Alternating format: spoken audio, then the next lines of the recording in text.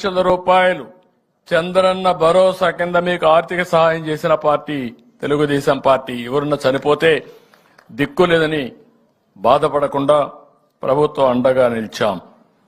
మీలో చాలా మంది ఆ రోజు డోలీలు తీసుకుని ఎన్నో కిలోమీటర్ల తరబడి నడిచి వచ్చేవాళ్ళు. అది నాకు చాలా బాధ కలిగింది. మేము అంబులెన్సులు పెట్టాం. అంబులెన్సులన్నీ రోడ్డు మీద తిరగలుగుతాయి. గిరిజన ప్రాంతంలో ఆదివాసులుండే కొన్ని మారుమూల ప్రాంతాల్లో కనీసం ఈ యొక్క 4 వీలర్స్ రావు. అందుకని ఆలోచించి నేను 2 వీలర్స్ తో అంబులెన్సెస్, ఫీడర్ అంబులెన్సెస్ పెట్టాను. ఫీడర్ అంబులెన్స్ అంటే ఎక్కడో గూడెం ఉంటుంది. ఆ గూడెం నుంచి మెయిన్ రోడ్డుకు వస్తే అక్కడ అంబులెన్స్ రెడీగా ఉంటుంది. ఇది తేవాలంటే స్కూటర్ని ఫీడర్ అంబులెన్స్లుగా చేసి మీరు అక్కడి నుంచి తీసుకొచ్చే సౌకర్యం పెడితే ఈ మధ్య కాలంలో డోలీల్లో మోసుకొస్తున్నారు. ఆరోగ్యం బాగాలేకపోతే మోసుకొస్తున్నారు. ఎవరైనా కానీ డెలివరీకి రావాలంటే, ప్రసూతి చేయాలంటే, హాస్పిటల్కి రావాలంటే అక్కడి నుంచి మోసుకొస్తామంటే దారి మధ్యలో వాగుల దగ్గరో, చెట్టు దగ్గరో, పుట్ట దగ్గరో, శ్మశానం దగ్గరో డెలివరీ చేసే పరిస్థితి వచ్చారంటే, అక్కడే జన్మనిచ్చే పరిస్థితి వచ్చారంటే ఏంటి కర్మ అని అడుగుతున్నా. ఏంటి దౌర్భాగ్యం అని అడుగుతున్నా. ఒక నాగరిక ప్రపంచంలో ఉన్నాం, ఆధునిక ప్రపంచంలో ఉన్నాం, కంప్యూటర్ యుగంలో ఉన్నాం. ఇంకా ఈ గిరిజనుల పరిస్థితి డోలీల్లో తీసుకొచ్చే పరిస్థితి ఉందంటే దీనికి మనం అందరం కూడా బాధపడవలసిన అవసరం ఉందని చెప్పి కూడా నేను మీకు తెలియజేస్తున్నా. ఎప్పుడైతే హాస్పిటల్కి వస్తారో శిశు మరణాలు తగ్గుతాయి, మాతా మరణాలు తగ్గుతాయి. దానివల్ల చాలా వరకు ప్రతి ఒక్కరు కూడా ఆనందంగా డెలివరీ చేసే పరిస్థితికి వస్తారు.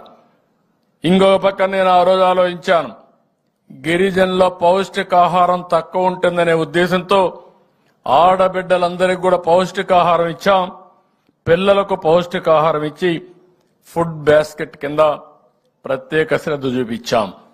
కడాన గిరిజన ఏరియాలో మస్కిటోస్ ఎక్కువ ఉంటాయనే ఉద్దేశంతో మస్కిటో నట్లు కూడా ఇప్పించాం. గిరిజనుల్లో పౌష్టికాహారం ఉండదు కాబట్టి మీకు బలహీనం అవుతారు. అలాంటప్పుడు న్యూట్రిషియస్ ఫుడ్ కూడా ఇవ్వాలని అలాంటి వాళ్ళందరినీ ఆలోచించి ఆ రోజు మీకు అన్ని కూడా అందజేశాం. ఇవే కాకుండా ట్రైకార్ ద్వారా మీరు చూస్తే స్కిల్ డెవలప్మెంట్ కోసరం, ఉపాధి కోసరం, భూమి కొనుగోలు కోసరం 685 కోట్ల రూపాయలు ఖర్చు పెట్టాం. ఇది కాకుండా గిరిజన ప్రాంతంలో మొబైల్ టవర్స్ పెట్టాలని, మీకు కూడా ఆధునికమైన వస్తువులు రావాలని, సెల్ ఫోన్లు అంటే కొంతమందికే కాదు. ఇప్పుడు నేను పక్కన సెల్ ఫోన్ పెట్టుకున్నాను, టైం చూసుకుంటున్నాను, వార్తలు చూసుకోగలుగుతున్నాను. ఇలాంటి వసతి గ్రామీణ ప్రాంతాల్లో, మారుమూల ప్రాంతాల్లో ఉండే ఆదివాసులు కూడా రావాలని తెలుగుదేశం పార్టీ సంకల్పం. ప్రపంచంలో జరిగే విషయాలు ఆ రోజుకు ఆ రోజు మీరు తెలుసుకోవాలి. టెక్నాలజీ ద్వారా పేదరిక నిర్మూలన సాధ్యం.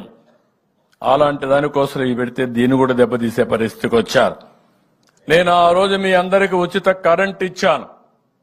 ఈ రోజు వీళ్ళని చూస్తే పట్టణాల్లో నివసించే గిరిజనులకు ఇచ్చిన కరెంటు కూడా తీసేసి జగ్జీవన్ జ్యోతి కింద ఇచ్చిన పథకాన్ని రద్దు చేసే పరిస్థితికి వచ్చారు. ఇంకో పక్క ఏజెన్సీ ఏరియాలో బాక్సైట్ తవ్వకాలను మనం నిలిపేస్తే వీళ్లు లేటరైట్ పేరుతో మళ్లీ తవ్వకాలు కూడా ప్రవేశపెట్టే పరిస్థితికి వచ్చారు. ఏదేమైనా నేను ఒకటే మీ అందరికీ హామీ ఇస్తున్నా, నేను ఈ 5 ఏళ్లలో నిర్దిష్టమైన విధానాల ద్వారా గణనీయంగా పేదరిక నిర్మూలన ఆదివాసుల్లో తెచ్చే బాధ్యత తెలుగుదేశం పార్టీ తీసుకుంటాం, ఎన్డీఏ తీసుకుంటాం కూడా హామీ ఇస్తున్నా. నిన్నే ఒక